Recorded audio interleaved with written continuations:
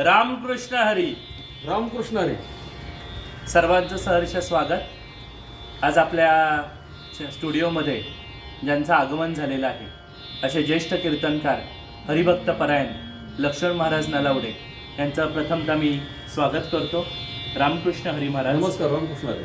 नाचू कीर्तनाचे रंगी ज्ञानदीप लावू जगी, संतांच्या सरही भूमी महाराष्ट्र भूमी. याला शेकडो परंपरा आणि आशीर्वाद लाभलेले आहे. या भूमीमध्ये कीर्तन परंपरेचा मोठा वारसा आणि वसा संतांनी दिलेला आहे. अशा कीर्तन परंपरेचे असणारे पाईक उपासक आज आपल्या भेटीला आलेले आहेत. महाराजांचं जे संपूर्ण चरित्र आणि प्रवास आहे तो आपल्याला प्रेरक आणि मार्गदर्शक ठरणार आहे. त्यामुळे आज आपण त्यांना निमंत्रित केले. महाराजांचा सुरुवातीला आपण थोडी पार्श्वभूमी आणि त्यांचा अल्प परिचय जाणून घेऊया. महाराज, आमच्या सगळ्या श्रोत्यांना आपला थोडा अल्प परिचय करून द्यावा. प्रथमतः चोरगे महाराज, मला आपण या स्टुडिओमध्ये बोलावलं त्याबद्दल प्रथमतः मी आपला अत्यंत आभार मानतो. आणि खऱ्या अर्थानं थोडंसं वारकरी संप्रदाय, कीर्तन परंपरा, ज्ञानोबराया तुकोबराया यांच्याबद्दल समाजाला तर ज्ञात आहेच, त्याबद्दल काय दुमत नाही आहे. तरीसुद्धा एक वेगळ्या स्वरूपातून आज आपण या ठिकाणी चर्चा करणार आहोत.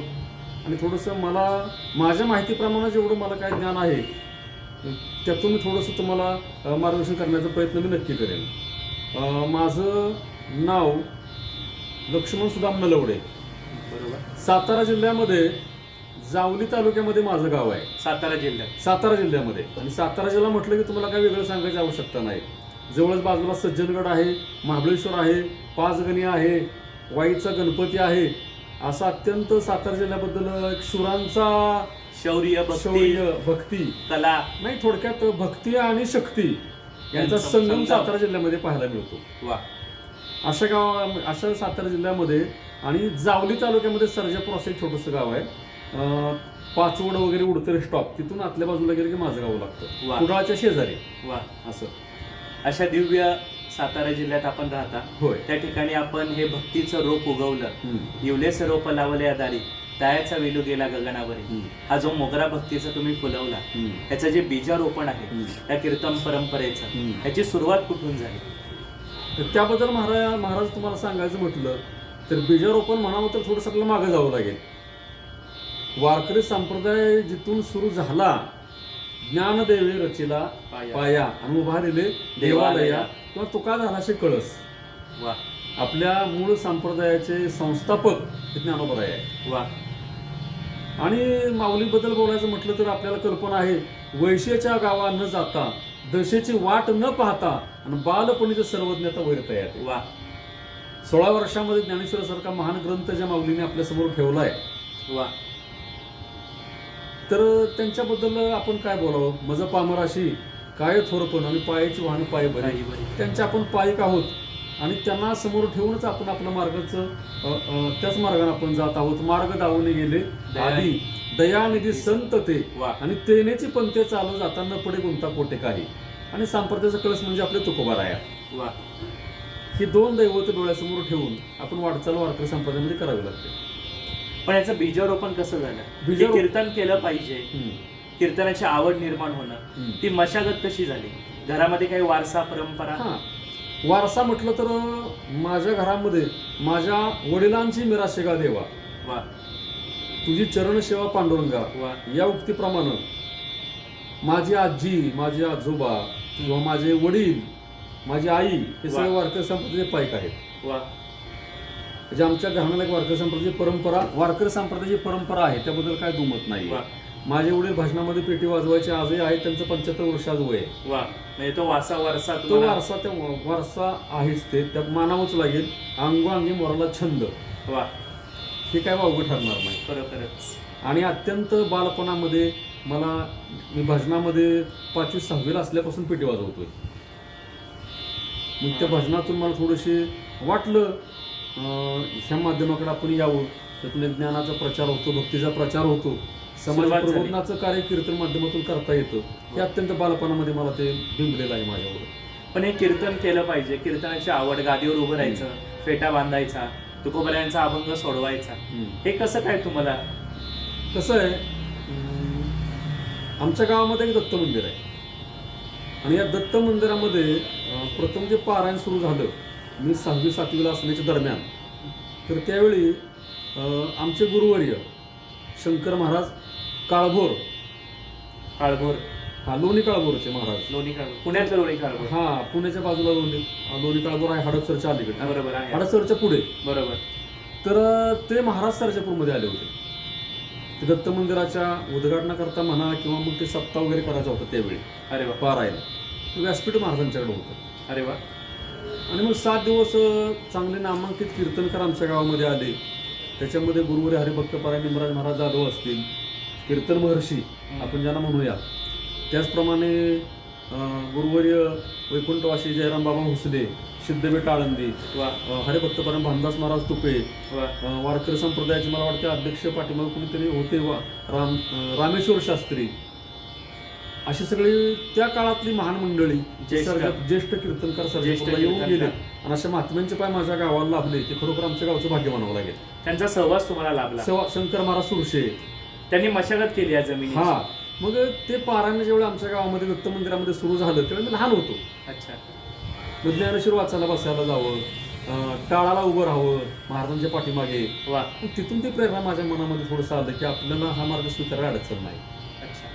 असा एक भाग आहे. आणि आमचे वडील आई धार्मिक असल्यामुळं ते सगळे महाराज लोक आमच्या घरी मुक्कामाला यायचे. अच्छा. त्यांचा सत्संग मिळाला. अच्छा. आणि या सत्संगामुळे थोडीशी माझ्या मनामध्ये अशी प्रेरणा निर्माण झाली की काय नाही, हा पेशा सुंदर आहे, समाज प्रबोधन करता येतंय, बरोबर, मान सन्मान आहे.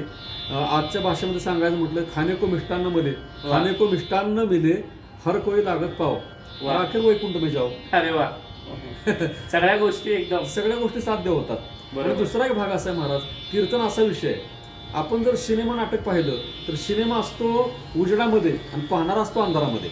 बरोबर. पडद्यावर उजेड असतो, बरोबर, पाहणारा कुठे असतो, अंधारामध्ये असतो. नाटक उजेडामध्ये असतं, पाहणारा अंधारामध्ये असतो. कीर्तन असा एकमेव विषय आहे की सांगणारा आणि ऐकणारा प्रकाशामध्ये असतात. वा. याचा अर्थ असा आहे, अज्ञानातून ज्ञानाकडे जाण्याचा मार्ग म्हणजे कीर्तन आहे. म्हणून अविवेकाची काजळी फेडून विवेक दीप उजळी, ते योग्या पाहे दिवाळी निरंतर. वा, सुंदर.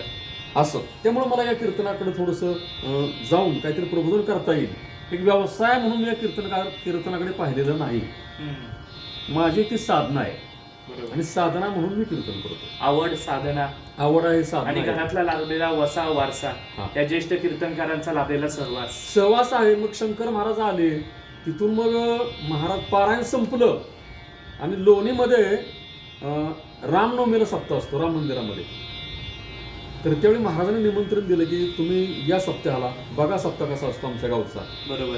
त्यावेळी मी त्या सप्ताहाकरता लोणी काळभोरमध्ये गेलो. ते 7 दिवस ती कीर्तन वगैरे ऐकली लोणी काळभोरमध्ये. तुम्ही राहिले साताऱ्यावर? हा, तिथे राहिलो 7 दिवस मी. त्यावेळी मी 7वीला असेल. अच्छा. आणि मग आळंदीतले संस्थेतले विद्यार्थी. तुम्ही एकटेच गेले होते? नाही, माझे एक मित्र बरोबर होते. अच्छा. हा. आणि मग आळंदीतले विद्यार्थी संस्थेतले जयराम बाबांच्या तिथे आले होते. अच्छा. त्यांचे धोतर सुंदर असं, तो नेहरू सरट, कपाळाला गंध वगैरे सगळं पाहिलं. करवती काठाचं उपारण, हा, करवती, सगळं शृंगार आपल्या वारकरी संप्रदायाचा. हे सगळं पाहायला मला आनंद वाटला की आपल्याच वयाची मुलं आहेत, त्यांचे लोक पाया पडतात, ते गोड असा हरिपाठ करतात. हे सगळं अत्यंत मला फार समाधानकारक वाटतं. आणि ते समाधान पाहून मी ठरवलं की काय नाही, आपण या संप्रदायामध्ये प्रवेश करावा. निश्चयाचे बळ तुका म्हणे त्याची फळं. आणि त्याच वेळी सप्ताह झाल्याबरोबर मी महाराजांना विनंती केली, शंकर महाराजांना, की मला माळ घालायची. वा. तुळशी माळ गळा, गोपी चंदनाचा टिळा, हृदय कळवळा वैष्णवांचा. वा. आणि मी माझ्या घरी न विचारता, महाराज वैशिष्ट्य ऐका, घरी कुणालाही कल्पना न देता तिथूनच महाराज मला आळंदीला घेऊन गेले. त्यावेळी सिद्धबेटामध्ये विद्यार्थी असायचे. वा.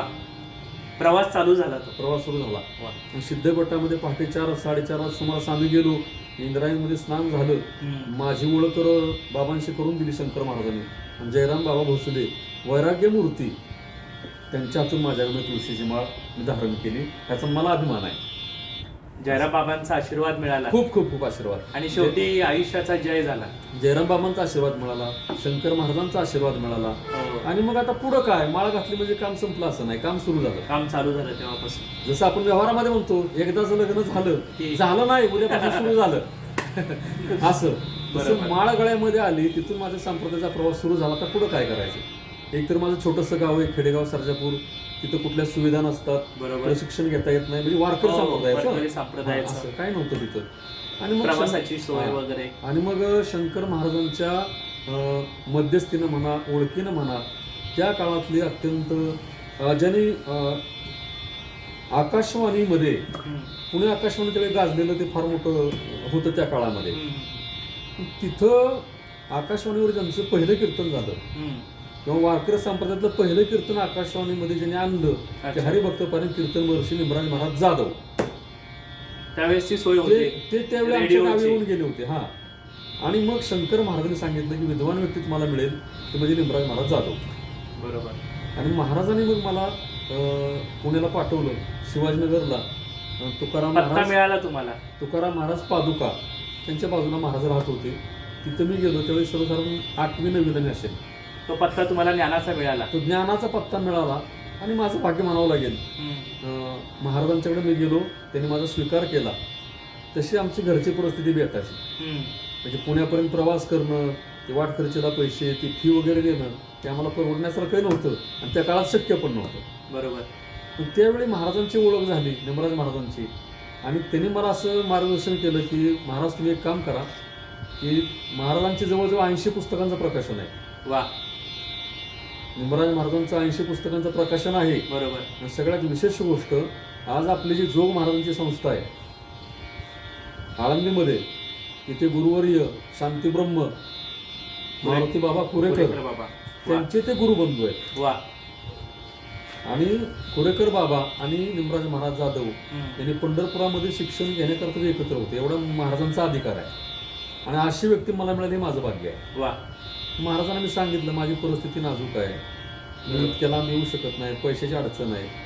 त्यावेळी महाराजांनी त्यांनी प्रकाशित केलेली पुस्तकं त्यावेळी ती पुस्तकं मला दिली. मला सांगितलं ही पुस्तकं तुम्ही कीर्तनाच्या माध्यमातून विकत जावा, त्यातले निम्मे पैसे तुम्हालाच ठेवा, वा, निम्मे पैसे मला पाठवा. वा. आणि मग ते माझ्या कीर्तनाच्या माध्यमातून ते पुस्तक विकून ते पैसे महाराजांनी पाठवले. आणि आणि त्या तिथपासून पुस्तकांमधून पण तुम्ही काही आकलन केलं? तीच पुस्तकं संग्रह ठेवली. कीर्तन कसं करावं, फेटा कसा बांधावा, तिथं ज्या गावामध्ये आपण जातोय तिथं काय आपण केलं पाहिजे गेल्यानंतर, हे सगळं मार्गदर्शन मला अभंग पुस्तकातून कसा मिळालं. सोडवायचा, हो हो हो, त्याची सूची, दृष्टांत. अत्यंत. आणि दुसरा, महाराजांनी सांगितलं विद्यार्थी त्यालाच म्हणतात, विद्यार्थी सुखी नसतो, सुखी असतो तो विद्यार्थी नसतो. वा. त्यावेळी महाराजांनी तो श्लोक सांगितला की ज्ञानतृष्णा, विद्यार्थी कसा असावा, हो. ज्ञानतृष्णा, गुरवनिष्ठा, सदा अध्ययन दक्षता, वा. एकाग्रता, महत्वेच्या विद्यार्थी गुण पंचका. त्यावेळी महाराजांनी सांगितलं तुम्हाला विद्यार्थी व्हायचं असेल हे गुण तुमच्या अंगामध्ये असले पाहिजेत. आणि त्या अवलंबाच्या तुम्ही सुरुवात केली? त्या अवलंबाला सुरुवात केली मी आणि त्याचं मला निश्चित फलश्रुती मिळाली. पहिलं कीर्तन तुम्ही कुठे केलं? हा, पहिलं कीर्तन आमच्या गावामध्ये पूर्वी माझे वडील ग्रंथ वाचायचे. बरोबर. श्रावण महिन्यामध्ये खेडोपाडी त्यावेळी टीव्ही सारखं माध्यम नव्हतं. कोणता ग्रंथ? हा, पांडव प्रताप असेल, रामविजय असेल, हरिविजय असे ग्रंथ, भक्तिविजय असे ग्रंथ ते वडील आमचे लावायचे. गावामध्ये एक शिक्षक होते, त्यांच्या घरी तो ग्रंथ चालायचा. अच्छा. आणि त्या ग्रंथाच्या सांगतेला पहिलं मी कीर्तन केलं. तुम्हाला ऐकायला आश्चर्य वाटेल. मी शाळेतून जर घरी आलो महाराज, तर शाळेतून घरी आल्यानंतर माझे एक मित्र गावामध्ये होते, त्यांच्याकडे ढोलकी होती. ती ढोलकी घेऊन आम्ही असं बाहेर कीर्तनाला जायचो. ढोलकी आणि मृदंग देतो कोण, आणि मृदंग नव्हताच गावामध्ये त्यावेळी. तर ते ढोलकी असायची, ते त्याला बायांची गाणी म्हणतात, काळूबाईची गाणी ढोलकी वाजवली जातात. मांड नावाचा एक प्रकार त्या काळामध्ये होता. एखादी जखम गोंधळी आणि जागरणामध्ये तो प्रकार नाही, तो प्रकार वेगळा मला. मांड असा प्रकार असायचा, एखाद्या बाईला काय जखम झाली, एखाद्या पुरुषाला काय जखम झाली तर ते म्हणायची मांड झाली. मग ते देवऋषी वगैरे बोलवायचा, त्याला ती ढोलकी वाजते. ती ढोलकी आम्ही घ्यायचो. विना वगैरे तर नव्हताच, टाळ पण नाही, तर मग एक बुलबुल असायचं, त्याला बँजो आपण म्हणतो, बुलबुल. अरे बापरे. तुटकं, त्याला एक टाळ असायची. अरे बापरे. विस्वरा करता ते बुलबुल आम्ही घेऊन जायचो. अरे. ढोलकी. आणि गावाच्या बाहेर एक आमचं घर आहे असं. अच्छा. त्या घरामध्ये रोज मी 30 मिनिटं कीर्तन करायचो. अरे बापरे, फारच खडतर प्रवास. हा, खडतर प्रवास आहे. 30 मिनिटं कीर्तन. ते माझ्या घरी त्याची कल्पना अजिबात नव्हती की तुम्ही शिकताय, शिकतोय वगैरे असं. 30 मिनिटं कीर्तन करताय. रोज एक नवीन अभंग पाठ करायचा, त्याच्यावर 30 मिनिटं बोलायचं. आणि चुकून जर आपल्या ढोलकीचा आवाज कुठं रस्त्यावर गेला आणि एखादा माणूस आला तर आपलं काय चाललंच नाही, टॉवेल सोडायचं आणि खाली बसायचं. अरे बापरे, वा. असं. पण तो असाध्य ते साध्य करीत करीत साहस साहस आणि कारण अभ्यास तुका म्हणे. ती रंगीत तारीख तुम्ही तिथे केली. ही रंगीत तालीम. कालांतरानं आमच्या वडिलांच्या कानावरती गोष्ट गेली की असा प्रकार चालू आहे आणि अच्छा. आपल्या मुलाला कीर्तन करण्याची इच्छा आहे. अच्छा. असं मग जिथं ग्रंथ सुरू होता श्रावण महिन्यामध्ये त्या गुरुजींच्या कानावर माझ्या वडिलांची गोष्ट करतात की माझ्या मुलाला वाटतं कीर्तन करावं. मग त्यांनी ते नियोजन केलं आणि त्या ग्रंथ सांगतेलाच बरोबर आहे. माझ्या कीर्तनाचं आयोजन समाप्ती सोहळा. मग त्या गुरुजीने नियोजन केलं आणि माझ्या वडिलांनी की कीर्तन माझं वा ठेवायचं. आणि मग ते टाळ मृदंग वगैरे स्पीकर वगैरे लावला गेला. त्यावेळेस मृदुंग आणला मग. हा दुसऱ्या गावातून आणला. आमच्या बाजूला कळंब नावाचं गाव आहे तिथे तो मृदंग आणला. आणि कीर्तन उभं राहिलं. फेटा तर नव्हताच, बांधता पण येत नव्हता ना. मग ते गावातील एक वृद्ध ग्रस्त होते गावामध्ये, त्यांचं ते असं उपरण्यासारखं लांब असं ते असतं धोतर, ते आणलं. ते वडिलांनी माझे ते गुंडाळलं मला. धोतर पण काय बऱ्यापैकी नसता येत नव्हतं. धोतर नेसलो मी. मला वाटतंय 16-15-16च्या आसपास 16 वर्ष माझं वय असेल कदाचित. तेव्हा तो कीर्तनाचा सोहळा झाला. अत्यंत आणि खरोखर म्हणजे त्यावेळी मी जे कीर्तन 2 तास केलं कुठलंही दडपण न घेता महाराज माझं पहिलं कीर्तन मी यशस्वी केलं. वा. अभंग कोणता घेत होता तेव्हा? येवोनी नरदे हा विचारावे सार धरावा पैदल भजन मार्गी. वा. चंचल चित्ताशी ठेवून या ठाई आणि संतांची पाय दिन व्हावी. वा. तिथून तुम्ही संतांच्या चरणावरती लीन झाला. हे माझं पहिलं कीर्तन झालं. आणि तिथून प्रवास चालू झाला. त्याच्यानंतर 1 महिन्यानंतर मग त्या काळामध्ये गाजलेले कीर्तनकार आमच्या जिल्ह्यामध्ये होते अकबर महाराज. अच्छा. अकबर महाराज ज्येष्ठ कीर्तन. हा शेख मुस्लिम होते ते. जुने कीर्तन. त्यांचे एक शिष्य होते सतीश मिस्त्री ओझरडेकर म्हणून. त्यांच्या कानावर माझी ती गोष्ट गेली की सर्जापूरमध्ये कोणीतरी मुलगा कीर्तन करतोय. अरे वा. ते मला भेटण्याकरता सर्जापूरमध्ये आले. अच्छा. आणि माझी भेट घेतली. मला विचारलं तू कीर्तन करतोस का? नाही म्हणलं आता पहिलंच केलंय. हरकत नाही म्हणे, तू व्यासपीठ चालवशील का? अरे बापरे. मला आणखीनच आनंद वाटला. सुरुवात झाली. हा सुरुवात. व्यासपीठामध्ये 7 दिवस त्या गावात थांबायचं, ते सगळं ज्ञानेश्वरी वाचायचे वगैरे. मी लगेच स्वीकारलं त्याला. म्हणजे ते स्वीकारलं मी. तो संतांनी मार्गच दिला. हा. मग त्या गावामध्ये जाताना मग ती खाकी चड्डी वगैरे आमची आता संपली होती.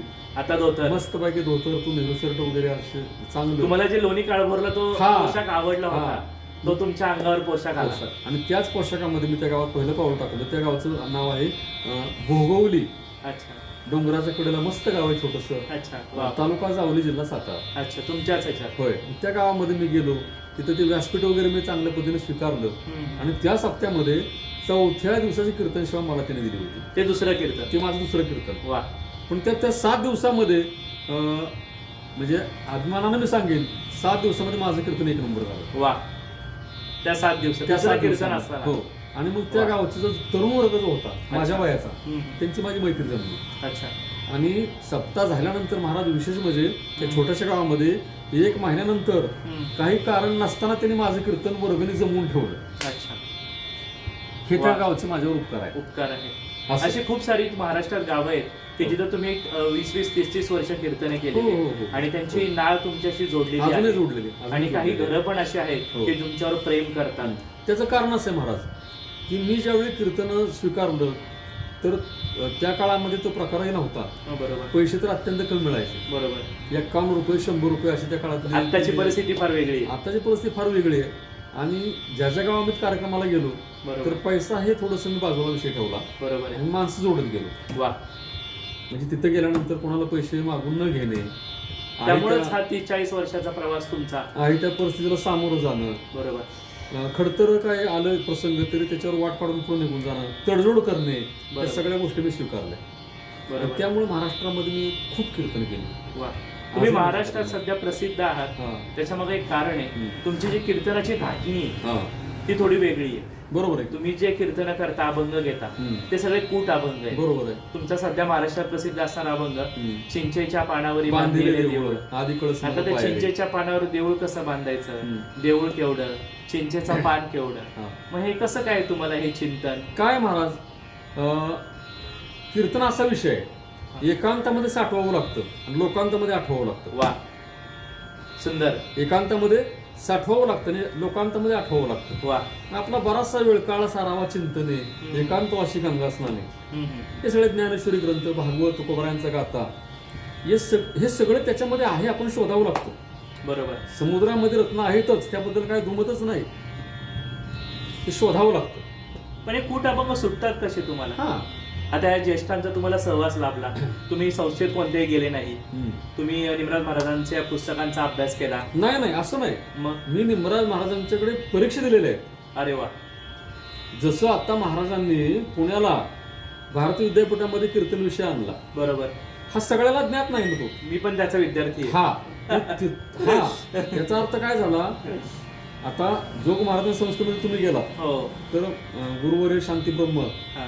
कुरेकर बाबा हो. त्यांच्या ज्ञानाबद्दल शंकाच नाही, हो. शांती ब्रह्माबद्दलही शंका नाही, इतका ज्ञानाचा साठा त्यांच्या जवळ आहे. पण तेच ज्ञान महाराजांच्याकडे उपलब्ध आहे ना. आणि त्यावेळी पुण्यामध्ये त्यांनी विद्यालय चालवलंय, कीर्तनाचं बरोबर. विद्यालय पुण्यामध्ये होतं महाराज. बरोबर आहे. ज्यांना तुकाराम पादुका हा, चालीत आहे. बरोबर. त्या संस्थेमध्ये महाराजांचा मी 4 वर्ष अभ्यासक्रम पूर्ण केलेला आहे. वा. हे तुम्ही विद्यार्थी मी सुद्धा स्वतः 4 मी वर्ष. त्या महाराजांचा मी कीर्तन विशारद विद्यार्थी आहे. वा. म्हणजे तुम्ही ते शिकलेत. पण हे कूट अभंग जे सुटतात ते काही वेगळंच चिंतन त्याला लागतं. हा, वेगळं चिंतन लागतं महाराज, त्याला एक विचाराची बैठक असावी लागते. वा. प्रमाण वेगळी असतात. नाही, त्याच्यामध्ये 3 प्रकार हा. आहेत. एक, मला जे वाटतं ते सत्य आहे का, त्याला आत्मप्रचिती म्हणतात. वा. आत्मप्रचिती, बरोबर. मी जे बोलतो ते योग्य आहे का. बरोबर. आणि मला योग्य वाटून काय उपयोग नाही. बरोबर. वारकरी संप्रदाय बंधन आहे, वा. पाहुणे ग्रंथ करावी कीर्तन. बरोबर आहे. त्याशिवाय मान्यता देत नाही. आपल्या वक्तव्याला जर शास्त्राधार नसेल तर ते वारकरी संप्रदाय घरी धरत नाही. संत वाक्य आहे, ते संत वाक्य प्रमाण मानूनच बोलावं लागतं, नाहीतर मग आक्षेप घेतला जातो. तर समजा मी जे बोलतोय ते खरं आहे का, हे जर मला संशय आला तर महाराजांना विचारलं पाहिजे. बरोबर. जे माझे गुरु आहेत त्यांना विचारलं पाहिजे बरोबर आहे का हे. बरोबर. ते सांगतील हे बरोबर आहे. आणि तिथे जर मला संशय निर्माण झाला तर मी शास्त्र पाहिलं पाहिजे. शास्त्राला प्रश्न विचारायचा नसतो, हा सिद्धांत आहे. आत्मप्रचिती, गुरुप्रचिती आणि शास्त्र प्रचिती, त्या 3 मार्गातून ते शोधलं जातं. बरोबर. त्या 3 मार्गामध्ये बसलं तर कुठं अभंग सुटतो. बापरे. असं नाही की मी जे बोलतोय तेच खरं आहे, आक्षेप घेतील लोक. पण त्याच्यामध्ये माझे अनेक अभंग गाजले. चिंचेच्या पानावर बांधलेले देऊळ, वा. तो प्रसिद्ध आहे. नाताच्या घरची उलटी फोन, वा. पाण्याला मोठी लागली तहान, आत घागर बाहेर पाणी, पाण्याला पाणी आले मिळून, वा. आज मी एक नवल देखिले, वळचणीचे पाणी आड्याला गेले, हंडा शेतकऱ्याने शेत पेरिले, राखणदाराने त्याशी गिळले, वा. हंडा खाऊन भात टाकेला, बकऱ्या पुढे देव कापेला. बरोबर. हे अभंग मी सोडवले.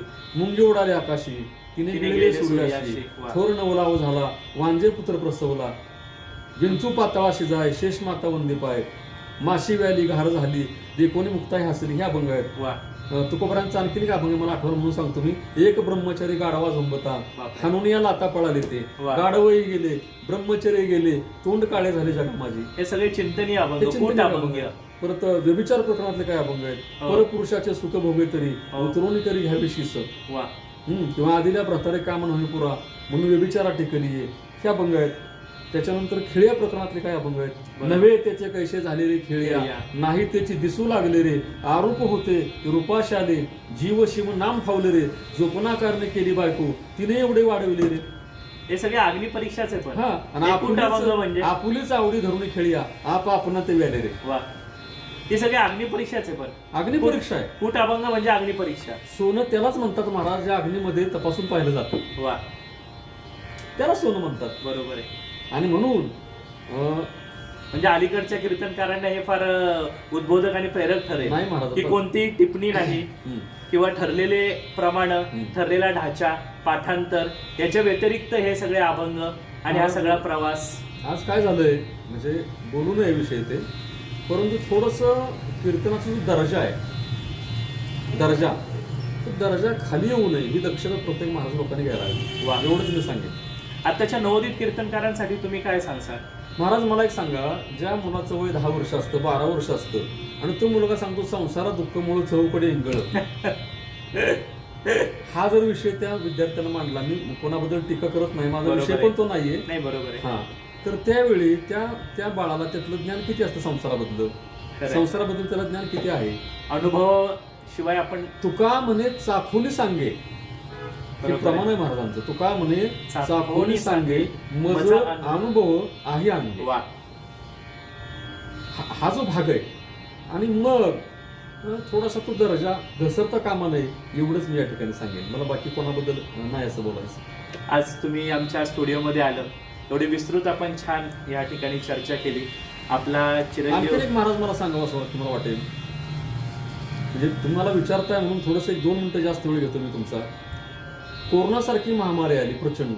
बरोबर कोरोनामध्ये लाखो लोक गेली. बरोबर. त्यावेळी कीर्तनं बंद झाली, हो. धार्मिक कार्यक्रम बंद झाले.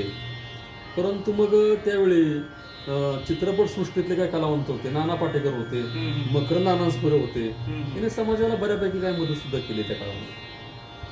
पण तसं आपल्या वारकरी संप्रदायामध्ये काही ज्येष्ठ कीर्तनकार आहेत, ज्यांना लोक मानतात, ज्यांना ते बोलतील ती पूर्व दिशा आधी ठरली जाते, असे काही कीर्तनकार आपल्या वारकरी संप्रदायामध्ये आहेत. तर त्यावेळी त्या लोकांना सुद्धा थोडंसं जे काही गोरगरीब वारकरी आहेत त्यांच्या काळात काहीतरी करायला हवं होतं, ही कुठेतरी मनामध्ये खंत लागून राहते. बरोबर आहे. ज्यांना शक्य आहे त्यांना अशी बरोबर. मोठी मोठी माणसं आहेत आपल्यामध्ये. बरोबर. आता पूर्वीचा काळ वेगळा होता, आताचा काळ वेगळा आहे महाराज. आज पॉकेट सुद्धा त्या पद्धतीने मिळतात. बरोबर आहे. काही लोकांनी 40,000 रुपये, 50,000 रुपये, 30,000 बरोबर. रुपये कीर्तन सांगायला लागलं ते ब्रह्म उभं करतात. हम्म. परंतु या सगळ्या ज्ञानाचा किंवा त्यांच्या संपत्तीचा काही लोकांच्याकरता काय उपयोग झाला का, हे जर आपण पाहिलं तर थोडीशी आपल्या पद्धतीने निराशा पडेल. त्याचा जाणीव असं माझं व्यक्तिगत मत मांडतो मी. थोडंसं परखड मत आहे, नाही. बरोबर आहे. परंतु जे वारकरी गरीब होते किंवा आमच्यासारखे कीर्तनकार जे आहेत ते आम्ही पैसे ठरवत नाही ना. बरोबर आहे. लोक देतील त्यात आम्ही समाधान मानतो. हो. बरोबर. आज आमच्या कुटुंबावर काय समजा एखादं संकट आलं, काही दवाखाना पाठीमागे लागला, तर त्यावेळी थोडंसं मग निराशा होते निराशा मनाची. होते. मनाची. मग असं एखादं मोठा दवाखाना प्रचंड असा पाहिजे वारकरी संप्रदायाचा, बरोबर की आहे. तिथं सोयी काहीतरी उपलब्ध असाव्यात. बरोबर आहे. मग ज्यांना शक्य आहे, मोठे मोठे महाराज बघा आपल्या क्षेत्रामध्ये आहेत, भागवताचार्य आहेत, अनेक मोठ्या पदव्या आहेत. अशा लोकांनी छोट्याशा वारकऱ्यांच्या करता काहीतरी केलं पाहिजे. बरोबर इथं आहे. आपला समाज थोडासा कमी पडतो वारकरी संप्रदाय. दुसरा महत्त्वाचा मुद्दा असा आहे, आता पत्रकार वगैरे जे असतात त्यांना सुद्धा एस टीमध्ये बऱ्यापैकी ते जागा उपलब्ध असतात प्रवास करताना, ही शीट पत्रकारांची आहे. बरोबर आहे. तशी ज्या कीर्तनकारांच्या डिग्र्या आहेत, संगीत विशारद आहेत, उत्तम प्रकारचे कीर्तनकार आहेत, त्यांना निकष लावा. त्यांच्याकडे एस टीमध्ये काहीतरी सोय व्हायला हवी बरोबर आहे. प्रवासाकरता. बरोबर आहे. आता 50चा काळ संपला आमचा, आता 55 वर्ष माझं वय सुरू आहे. थोडीशी ज्यांना काही त्या संगीतातलं ज्ञान नाही, भजनातलं ज्ञान नाही, अशा लोकांना पेन्शन सुरू झाले. बरोबर आहे. आता माझी जर फाईल आपण पाहिली, सातारा जिल्ह्यामध्ये माझी 1 नंबरची फाईल आहे, पेन्शन अजून मंजूर होत नाही. हा संदेश गेला पाहिजे. हा संदेश गेला पाहिजे, जे खरोखर कीर्तनकार आहेत की ज्यांची तुम्ही तपश्चर्या पहा. बरोबर आहे. असे थोडंसं ह्या माध्यमातून जे आहेत त्यांनी थोडंसं प्रयत्न करायला हवा. बरोबर आहे. असं आज तुम्ही इथं आले, आपलं गोड असं मार्गदर्शन, उद्बोधक, प्रेरक मार्गदर्शन आमच्या सगळ्या चाहत्यांना, सबस्क्रायबरला तुम्ही दिलं, त्याबद्दल अंतःकरणापासून तुमचे ऋण व्यक्त करतो.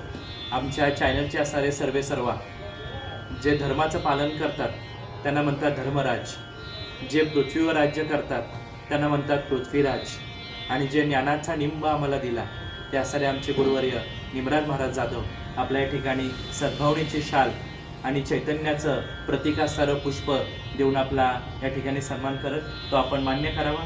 आणि सर्व श्रोत्यांचा सुद्धा या ठिकाणी आभाराचा भार कशाला, फुलांचा हार कशाला, आणि हृदयातल्या लोकांना ज्या शब्दामध्ये वाद आहे तो धन्यवाद शब्द कशाला. महाराज या ठिकाणी आपला सन्मान करतील तो आपण मान्य करावा. रामकृष्ण हरी.